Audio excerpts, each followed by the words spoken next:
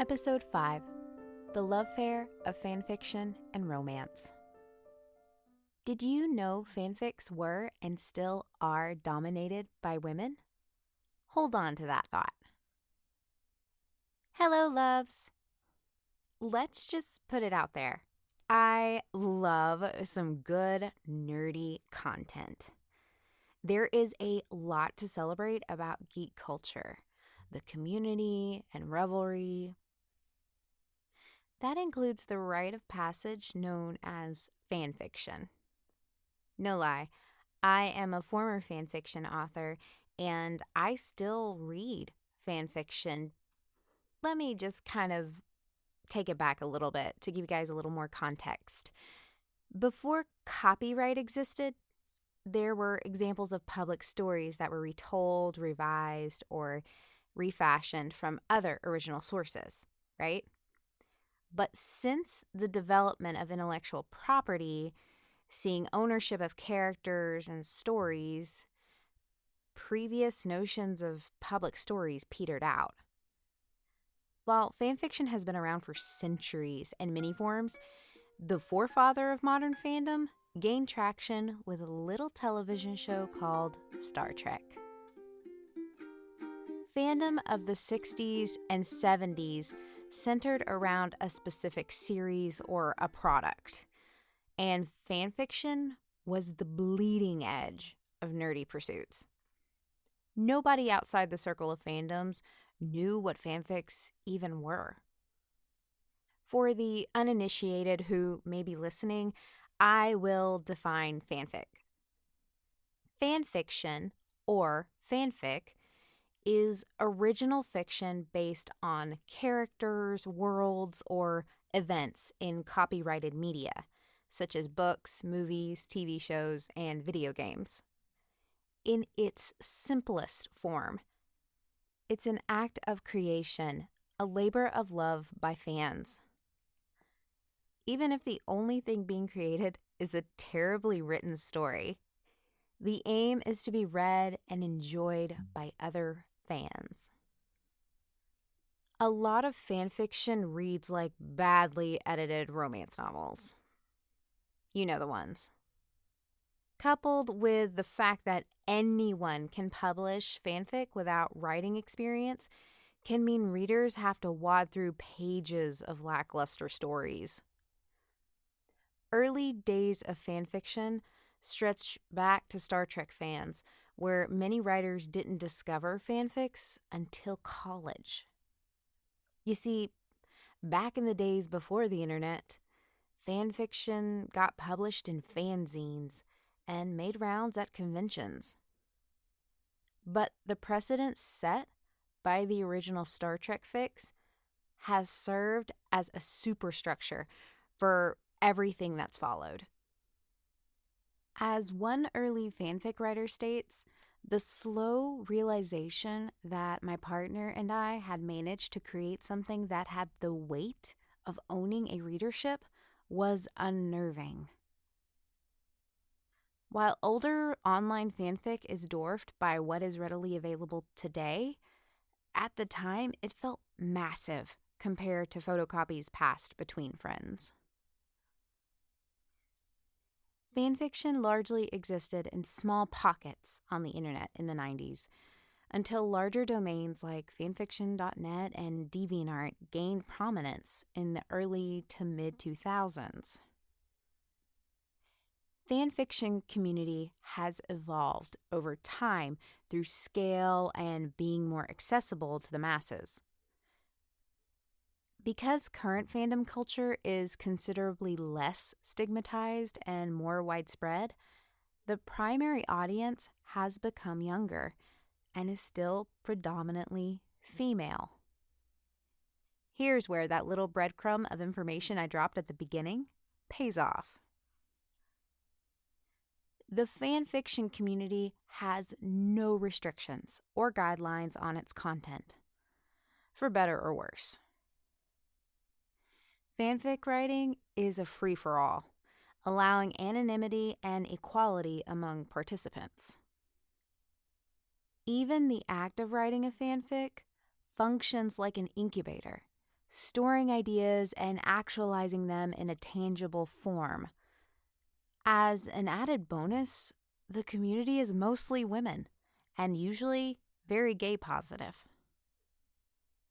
Research found writing fanfiction allows young women to create empowering narratives, leading them to feel more powerful and in control of their everyday lives. Based on her ethnography of female fan communities and practices, Camille Bacon Smith concluded that female fans find great pleasure in creating a new kind of community that fulfills women's needs to reach out and be heard. The sense of community writers feel from participating in fan fiction is important, especially for impressionable teens who might otherwise feel excluded in their peer group. Fan fiction is a great tool for new authors. It's a way to hone writers' craft and encourage praise, criticism, and collaboration from others in real time. For many writers, like myself, the act of practicing fanfiction writing allows a safe way to make mistakes, find your writing voice, and learn the skill of storytelling until it becomes instinct. Plus, the characters are already built, so it's easy to focus on aspects like plot and style. On the flip side, the romance novel, another literary device consumed and produced by women, is defined as a central love story and an emotionally satisfying and optimistic ending. Romance novels typically follow two lovers struggling for a romantic relationship and being rewarded with a happily ever after. Arguments persist that romance novels and fan fictions are forms of fantasy fulfillment for their respective communities. Fan fiction, however, seeks to fulfill different fantasies than a romance novel, which distinguishes the two genres. Fan fiction and traditional romance provide different narratives. Analyzing fan fiction within the context of the romance novel further shows the distinction. And fan fiction fulfills fantasies different from romance novels, and thus do not fit the defined framework of the romance novel. A distinction between these two forms of written work is the fan's traditional comfort with the sexual content of their romance narratives. While romance novels have historically placed sexual encounters with a promise of an inevitable marriage or in a framework of marriage, fan fiction produces stories where sex may be enjoyed in all sorts of circumstances, and some sexual encounters can come without a larger relationship narrative. Sex in romance novels serve to connect and bond the hero and heroine together. Sex in romantic fan fiction is an exploration of self. The practice of fan fiction creates an environment in which women explore love and sexuality without conventional boundaries, taking the romance formula, breaking it down, and creating new forms of fantasy. Romance is commended for its focus on women's sexuality and pleasure, but fanfic also has a reputation of being sexy. And much of the sex is kinky or taboo or queer. It's also a tool to critique sources, using gender, race, religion, and class as ways to reimagine other contrasting or compelling stories. Romance novels value sexuality within the hero and heroine's relationship. Sexual fan fictions are not bound by the idea of a committed relationship. Rather, it is based on the heroine or hero's ability to explore their sexuality regardless of a romantic relationship. Francesca Coppa, a professor of literature and theater at Muhlenberg College, has compared the writing of fanfic to the restaging of Shakespeare's plays.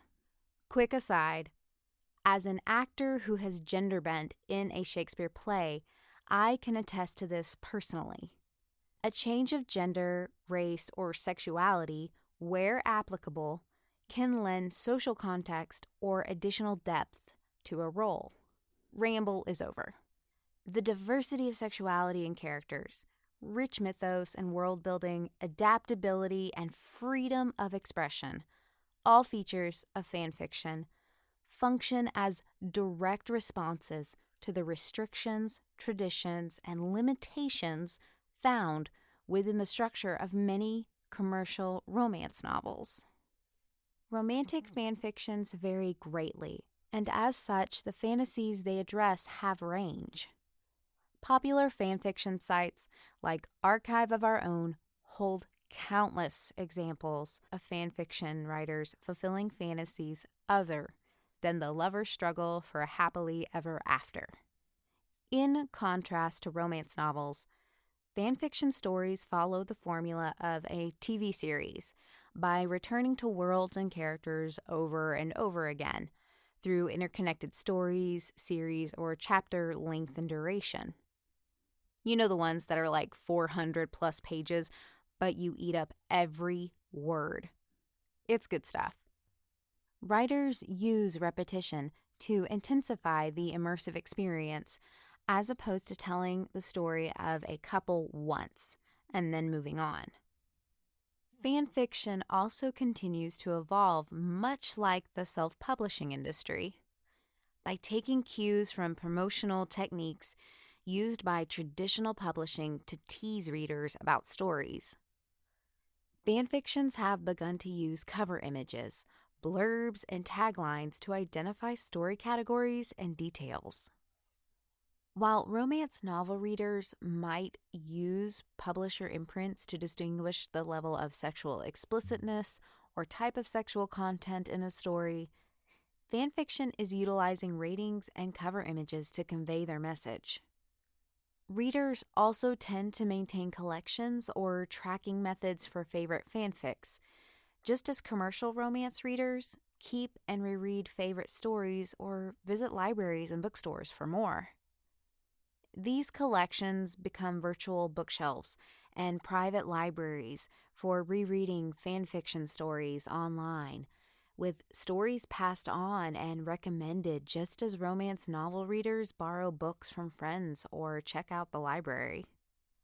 Without the limitation of the publishing industry, fanfic authors are able to engage in greater experimentation with story structure, character sexuality, and the types of relationships they present to readers. Some experimental subgenres have even leaked into the self-publishing world through the popularization of Amazon Kindle Publishing Direct, such as male pregnancy stories. The dominant narratives within fanfiction stories reveal an audience taking great pleasure in reading and building romantic and sexual stories. That being said, romance novels are still a solid go-to drug of choice for many readers. If you've been around the block a few times with romance novels, like me, you tend to notice that commercial romances follow a strict formula and are a highly controlled product. That's not a bad thing. Popular literature formats provide the reader with a comfortable structure and sense of stability. But this structure can then be used to expose the reader to new themes and ideas, which helps encourage diverse voices and new approaches. Romance novels continue to advance by exploring characters' lives beyond romantic struggles and help them discover their own power. This new wave of romance novels lead change with the majority of readers and experimentation within expressions of romance.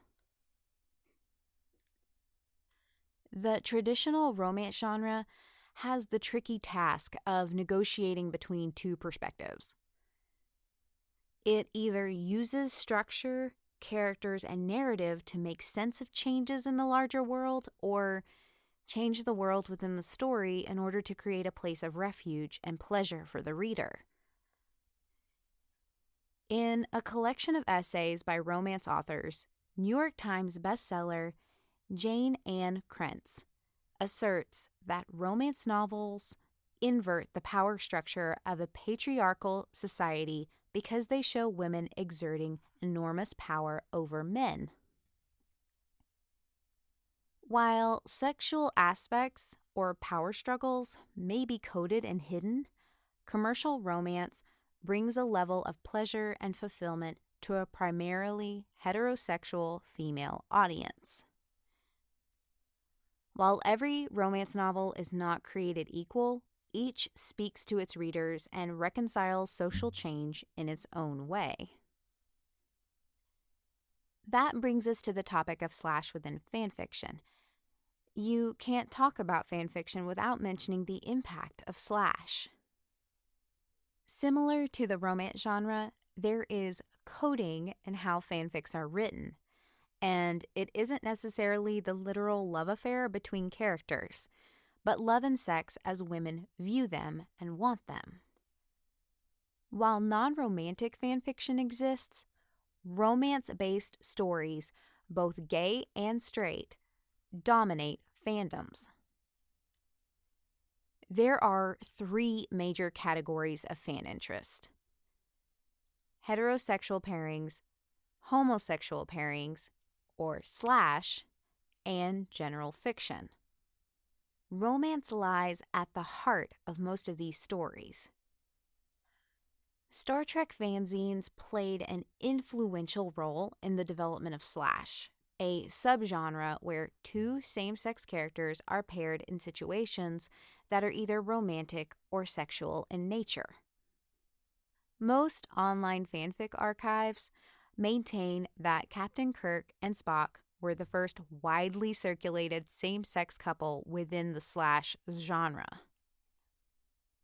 Research found the impact of slash led some lesbian and queer girls to find role models in fanfiction, particularly important at a time where they felt alone, vulnerable, and unsupported. Slash became an outlet for converting aspects of modern culture or media that felt lacking in representation. Some writers even speculate that women writing male slash pairings specifically serves as a way for authors to have the freedom of being male in their female bodies, as another way fanfic challenges conventional gender relations. Focusing on slash is seen as a safety valve, a substitute for desires that could not be articulated, much less acted out, in our real world. If women want to imagine sex between people who are both empowered and equal, we may have to imagine 2 men. By exploring characters navigating relationships before, during, and after an HEA, fanfictions function beyond the definitive happily ever after. The fanfiction community of writers and readers are interested in relationships that aren't defined by a happy ending, but rather a happy life. There's more interest in how characters navigate life besides just a relationship, which ends up culminating with commitment in romance novels. These storylines don't align with the romance novel industry's value on happily ever after. Fanfic writers present readers with speculative and reflective questions about life in a way that garners attention from others. The story Francesca Coppa chose for her book, The Fanfiction Reader, centers on Buffy, the famed vampire slayer, contemplating the way her life should have been. If you're a Buffy fan, you might also want to read Buffy's ruminations and find more thematic depth and interest in her story. If the story were about original characters, an audience has fewer reasons to read and invest in the story, and fewer still to follow thought-provoking characters in a town or world that has been built from scratch. Fanfiction highlights a readership that is seeking more diversity and realism in storytelling techniques and in relationships. These evolutions are seen in the romance genre today, as the traditional publishing world is slowly broadening their scope of stories to include better representations of race, gender, sexuality, size, religion, and class. Many romance genre stories do end with the two protagonists moving to a new stage in their relationship and the implication of monogamy. In fanfiction stories, relationships and romance are commonly framed as works in progress, rather than something that is settled by the end of a story. In fanfiction, romance is one of the most popular story types, but conceptions of romance continue to expand, incorporating LGBTQ+ relationships, open relationships, greater sexual realism, and more diverse depictions of gender. This, in turn, influences past, present, and future fanfic readers to seek out stories with less restrictive norms and encourages authors to write and publish stories that challenge tradition and push creative boundaries. Simply put, fanfiction inspires people to write, whether nurturing a writing passion that has always existed or encouraging a fan who might not have otherwise written at all. Even if there are a lot of fics that couldn't be seen as progressive, lack of censorship and encouragement from an online community is part of what makes fanfiction writing such a great activity that feels both safe and fun, especially to young female writers. The act of writing fanfiction asks readers to invest in new or continued narratives with favorite fandoms, and lets authors know that they aren't alone in expressing innovative story ideas. I'd love to connect with you, and here's how. Find me on Twitter or Instagram at romancethestory. References for this episode can be found in the show notes. Book recommendations for this episode: Fic, Why Fanfiction is Taking Over the World by Anne Jameson, and The Fanfiction Reader by Francesca Coppa.